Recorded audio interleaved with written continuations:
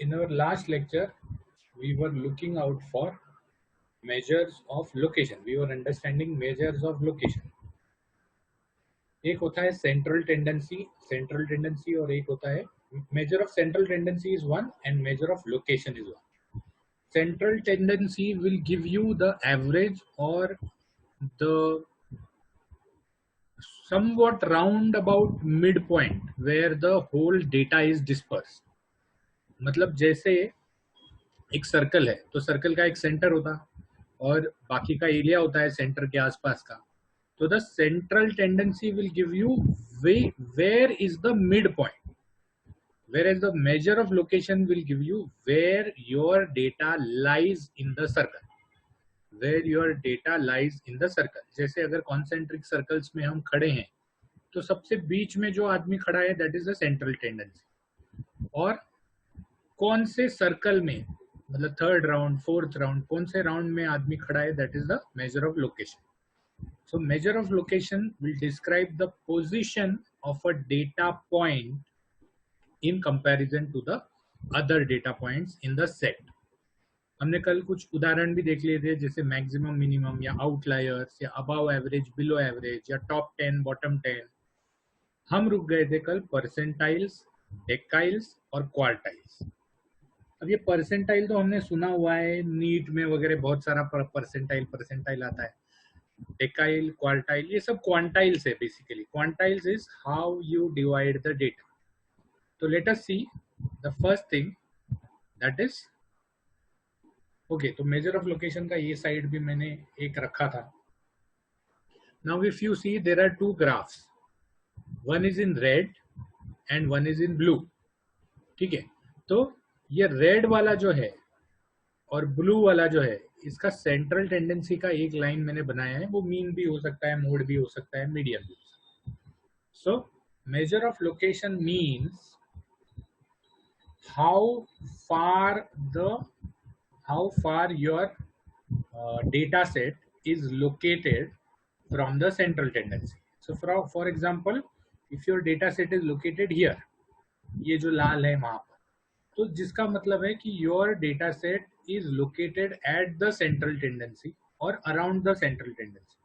But if your data set is located here, अगर आपका जो data point है that is located here, that means it is away from the central tendency. It doesn't match the other data, मतलब उतना matching नहीं है जितना other data है. और अगर आपका डेटा पॉइंट यहाँ है तो possibly your data point is an outlier. Outlier मतलब बाकी सबसे अलग. Same is the case with the blue thing. अगर आपका यहाँ, अब ये ब्लू ग्राफ पे देखिए, अगर आपका डेटा पॉइंट यहाँ कहीं है तो इसका मतलब सेंट्रल टेंडेंसी के पास है. यहाँ कहीं है तो भी सेंट्रल टेंडेंसी के नजदीक है. यहाँ कहीं है तो इसका मतलब सेंट्रल टेंडेंसी से दूर जा रहा है. The location has been more. लेकिन अगर यहाँ कहीं है तो possibly it is more far away from the central tendency, average से बहुत दूर है या बाकी डेटा से बहुत अलग है. So possibly it is an outlier. Outlier मतलब सबसे अलग. वो तो है अलबेला, हजारों में अकेला. ठीक है, सो that is outlier. Let us look at one more thing.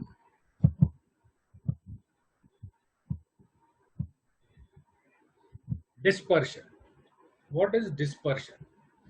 Dispersion का सबसे बेस्ट एग्जांपल ये है कि अगर मैंने एक मुट्ठी चावल लेके, ठीक है, एक चुटकी सिंदूर भी ले सकता था लेकिन मैं एक मुट्ठी चावल लेता हूँ, तो एक मुट्ठी चावल लेके अगर मैंने उसको जमीन पे गिरा दिया तो जो चावल यहाँ वहां फैल जाएंगे that is known as dispersion. That is known as dispersion. Each chawal can be correlated with the data point. Each chawal can be correlated with the data point. Now it will so happen that बहुत सारे चावल जो हैं वो एक ही tile पे गिरेंगे, rather एक ही जगह के एक ही पॉइंट के आसपास गिरेंगे. मतलब अगर मैंने 1000 चावल के दाने लिए तो उसमें से 2 से 250 चावल के दाने एक ही पॉइंट के आजू बाजू गिरेंगे. फिर जैसे उस पॉइंट से दूर दूर दूर दूर दूर हम जा रहे हैं, वैसे नंबर ऑफ चावल के दाने कम होते जाएंगे।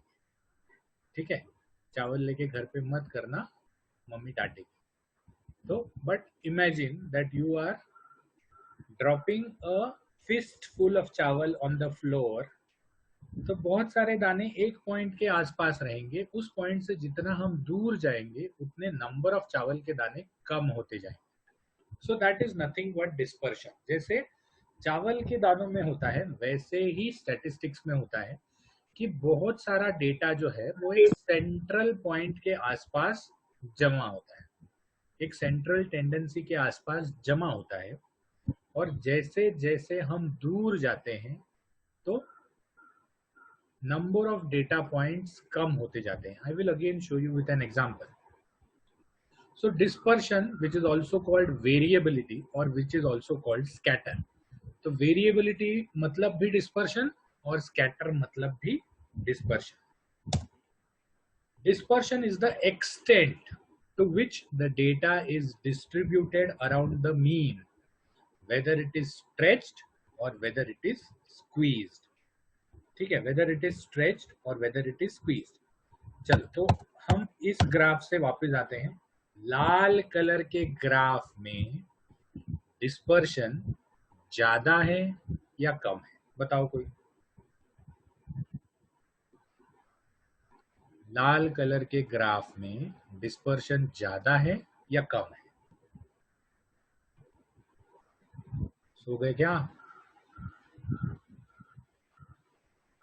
या तो समझ नहीं रहा है या तो सब सोए हुए हैं, या तो मैंने म्यूट करके रखा है। चलो, पहला जयश्री चौधरी, तुमको अनम्यूट कर दिया। जयश्री चौधरी को अनम्यूट हो ही नहीं रही। ध्वनि अनम्यूट हो ही नहीं रहे, कोई भी नहीं बता रहा, सब सोए हैं।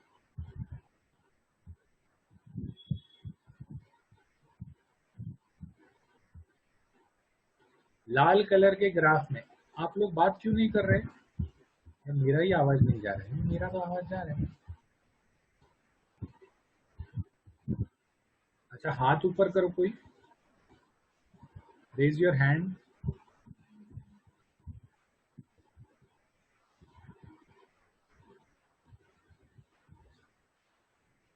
कुछ प्रॉब्लम है?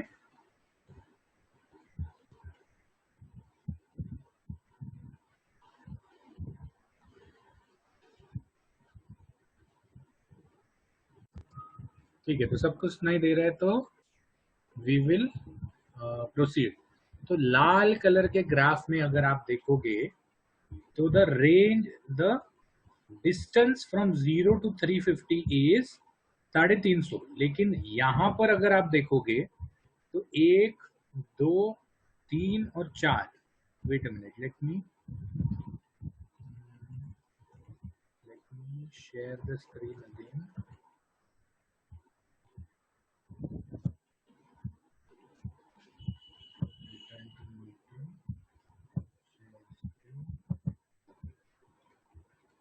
ठीक है, तो लाल कलर के ग्राफ में देखोगे तो सेंट्रल टेंडेंसी से दोनों बाजू सिर्फ 1, 2, 2 ही डिविजन्स, यहाँ पर 3 और यहाँ पर 2, ऐसे डिविजन्स जो हैं वो डिस्पर्शन है। जबकि ब्लू ग्राफ में अगर आप देखोगे तो यहाँ से द डिस्पर्शन इज मोर, यहाँ पर नियरली 8 से 10 और यहाँ पर नियरली 8 से 10, इतना डिस्पर्शन है। So the data is more dispersed in the blue graph rather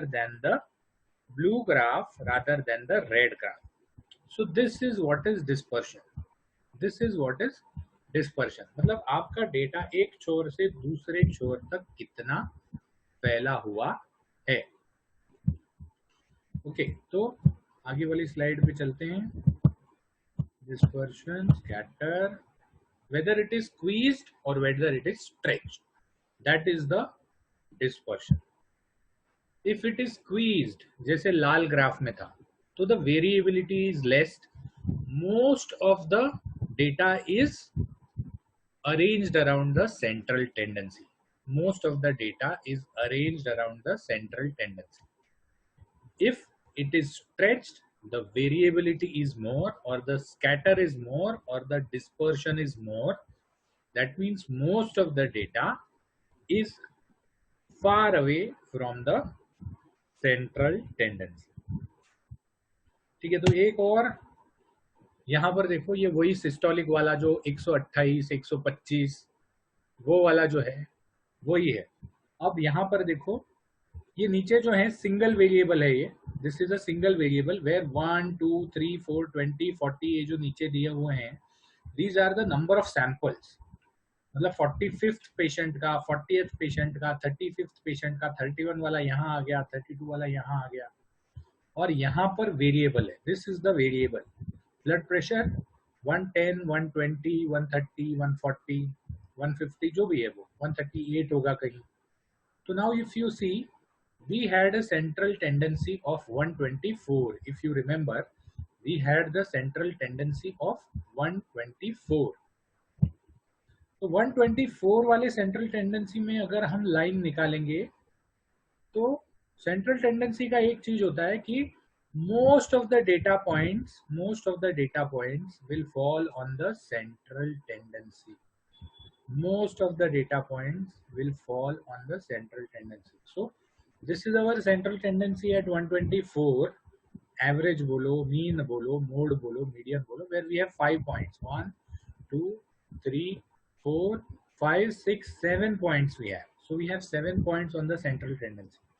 Now if you see the other things, this is the scatter or this is the variability. यहाँ से यहाँ तक और यहाँ से यहाँ तक. तो नीचे के बाजू वेरिएबिलिटी ज्यादा है, ऊपर की बाजू वेरिएबिलिटी कम है, बट स्टिल कोई डॉट जो है वो यहाँ नहीं है, कोई डॉट यहाँ नहीं है, कोई डॉट यहाँ नहीं है, कोई डॉट यहाँ नहीं है. सो this is a less variable or a less scattered graph or a less scattered data set. If you see, most of the data is in this range. Most of the data is in this range. Okay, अगर ये range को पकड़ेंगे तो मेरे हिसाब से more than 90% data आ गया. सिर्फ ऊपर की तरफ 3 और नीचे की तरफ 2 आउटलायर्स रह गए. So this is a graph where central tendency is more concentrated और the dispersion is very less. Okay, तो ये सिंगल वेरिएबल है, इसमें हमने सिर्फ सिस्टोलिक लिया है.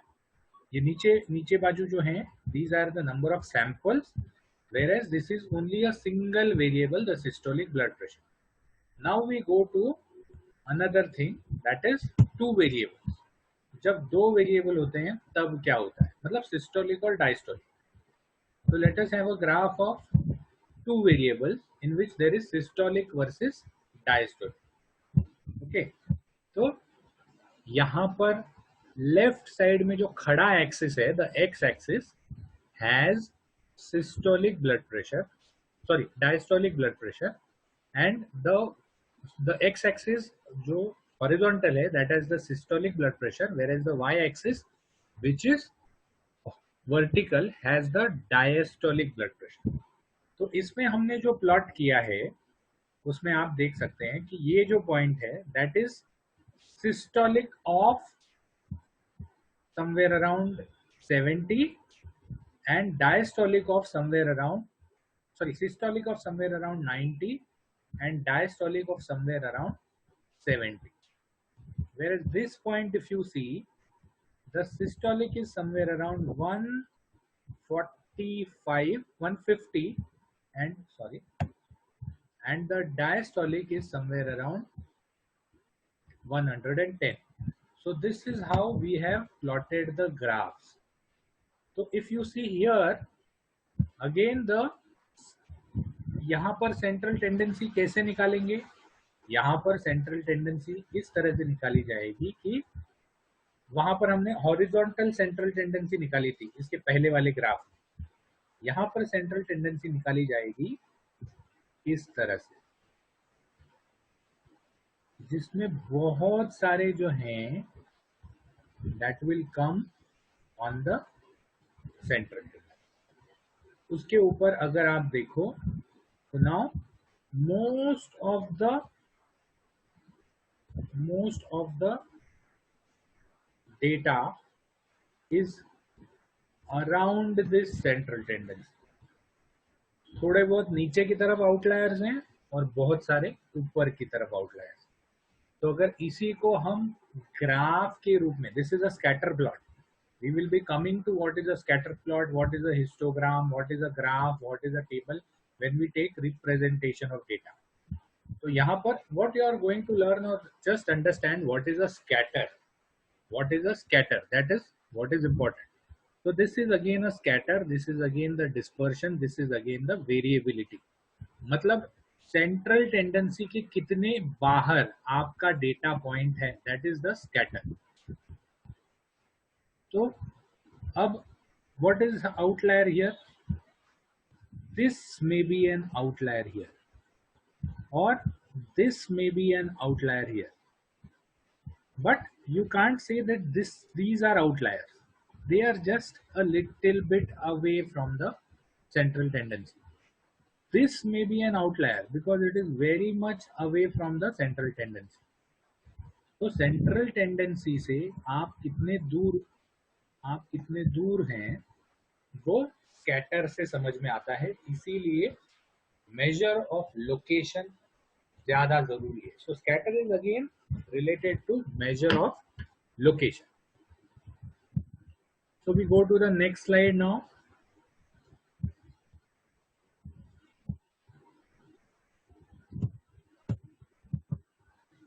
ओके, तो यहाँ पर we are going to see the range. यहाँ पर we are going to see the range. So what is the range? Range is the difference in data value between the lowest and the highest data। ठीक है, difference मतलब अभी जैसे हमने यहाँ देखा, ये वापस वही सिस्टोलिक बीपी का एग्जांपल है। So which is the lowest data value? The lowest data value is 90। ठीक है, which is the highest data value? The highest data value is 160।